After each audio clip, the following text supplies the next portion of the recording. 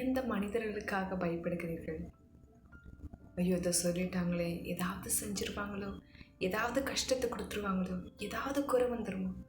இல்லை, ஒன்றும் ஆகாது. நீங்கள் கர்த்தருடைய பிள்ளை, அவருடைய கரத்திற்குள்ளே இருக்கீங்க, அவருடைய ஆளுகைக்குள்ள இருக்கீங்க. உங்களுக்கு ஏதாவது நடக்குமா? ஏதாவது குறை வருமா? ஏதாவது தாழ்ச்சி வருமா? இல்லை, ஒன்றும் ஆகாது. கர்த்தர் உங்களோடு கூட இருக்கும் பொழுது எந்த மனிதர்களும் உங்களுக்கு எதுவும் செய்ய முடியாது. நீங்கள் அவருடைய கண்ணின் மணியாக இருக்கீங்க. உங்களுடைய உள்ளங்கையில் வரைஞ்சி வச்சிருக்காரு. ஏதாவது குறை வருமா? ஒன்றும் வராது. வஸ்டம் சொல்லிக்கிறது, கர்த்தரின் பட்சத்தில் இருக்கிறார், நான் பயப்படேன், மனுஷன் எனக்கு என்ன செய்வான்? இப்போ கர்த்தர் உங்கள் பட்சத்தில் இருக்கும்போது எந்த மனிதர்களும் உங்களுக்கு எதுவும் செய்ய முடியாது. கிறிஸ்துவே உங்களை நடத்துவார். கிறிஸ்துவே உங்களுக்கு சகலவற்றையும் செய்வார்.